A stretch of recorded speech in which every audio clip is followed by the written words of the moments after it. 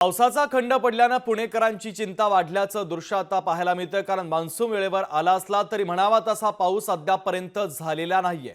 खडकवासला प्रकल्पाच्या धरण साखळीमध्ये केवळ 3.76 टीएमसी पाणी आहे। पुणेकरांना अद्यापही चांगल्या पावसाची प्रतीक्षा आहे। त्यामुळे आता पुणेकरांसाठीची महत्त्वाची बातमी आपण पाहतोय। पावसाचा खंड पडल्याने पुणेकरांची चिंता वाढलेली आहे। मान्सून वेळेवर आला असला तरी म्हणावा तसा पाऊस अद्यापपर्यंत तरी झालेला नाहीये। तर पुण्यातील खडकवासला प्रकल्पाच्या धरण साखळीमध्ये किती पाणीसाठा आहे याचा तपशील आपण ग्राफिक्सच्या माध्यमातून समजून घेऊया।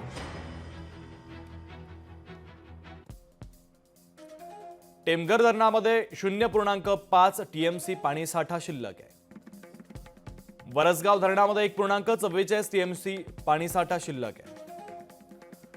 पानशेत धरणामध्ये 1.46 टीएमसी पाणीसाठा शिल्लक आहे। खडकवासलामध्ये 0.81 टीएमसी पाणीसाठा आहे। वरसगावमध्ये 1.44 टीएमसी पाणीसाठा शिल्लक आहे।